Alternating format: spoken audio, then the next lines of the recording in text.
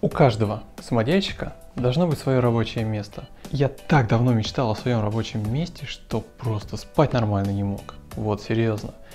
Это просто то дерьмо, без которого я не могу спокойно жить. Мне постоянно нужно что-то делать. Поэтому, когда я переехал в квартиру, у меня остро стал вопрос о том, где я вообще буду крафтить свои вещи. Потому что здесь не было стола. Вообще, ну кроме кухонного, конечно, но я же не буду на кухне сидеть и что-то делать.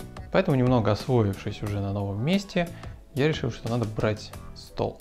И в итоге все, что у меня получилось, выглядит вот так.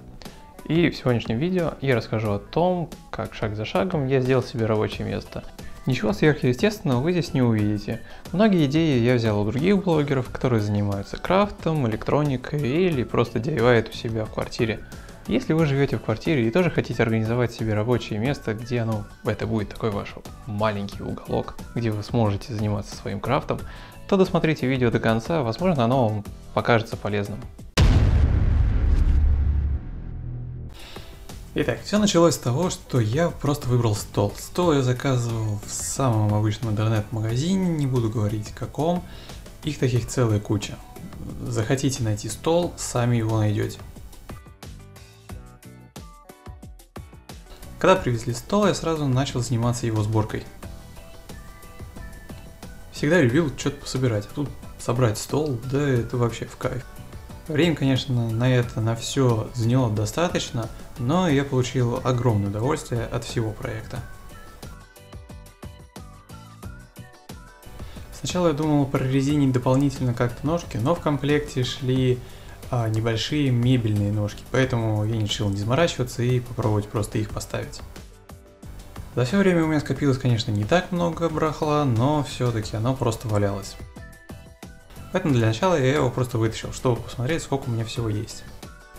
Свой шкаф я отодвинул в угол, все равно я им не пользуюсь, и весь этот сервис мне в принципе нахрен не нужен. Затем надо было подвинуть вот эту здоровенную тумбу. Место там впритык, конечно, было, поэтому пришлось прям постараться. Пришлось немного подвинуть мебель, и только потом все это втиснулось.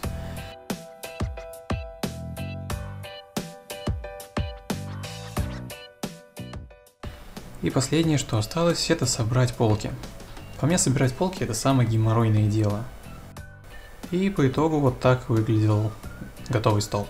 Сложив все свое барахло на столе, я понял то, что так совсем дело не пойдет, и нужно что-то придумать. Поэтому в Leroy Merlin я купил такой вот лист фанеры. Мне его там сразу вырезали нужными мне размерами. Затем я купил перфопанель, разметил ее и закрепил с помощью вот таких вот стоек.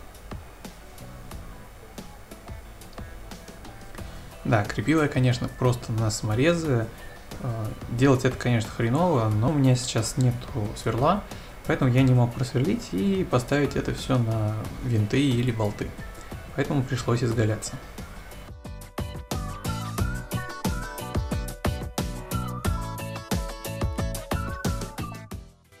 Об этой штуке я, конечно, давно мечтал, и все-таки наконец-то я себе ее купил.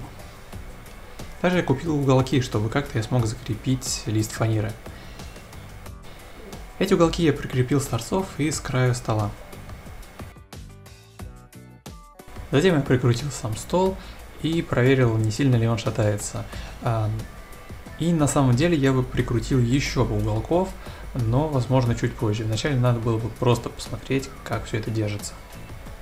Но просто стола мне было мало, и я хотел сделать еще и красивую подсветку к нему.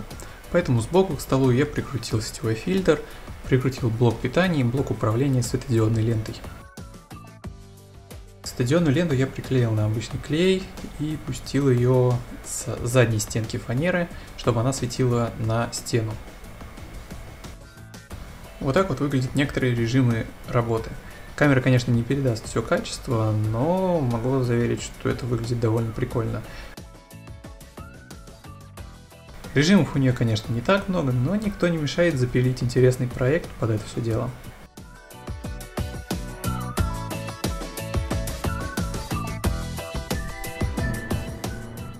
Тут я уже пытался повесить некоторые инструменты, но все равно всего этого было мало. Все мне казалось не таким, каким должно быть.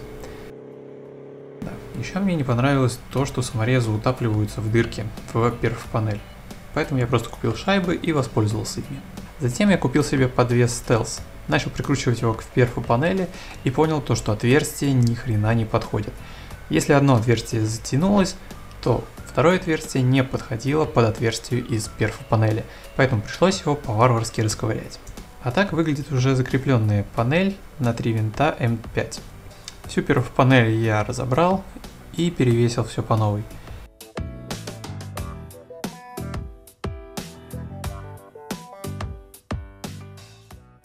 Ах да, чуть не забыл. Талисман моей мастерской сморщенный.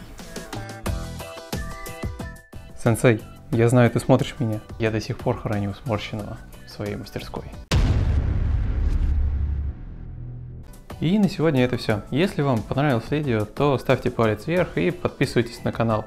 Дальше будем продолжать развивать канал и добавлять все новые тематики. Так что подписывайтесь, будет интересно. Пока!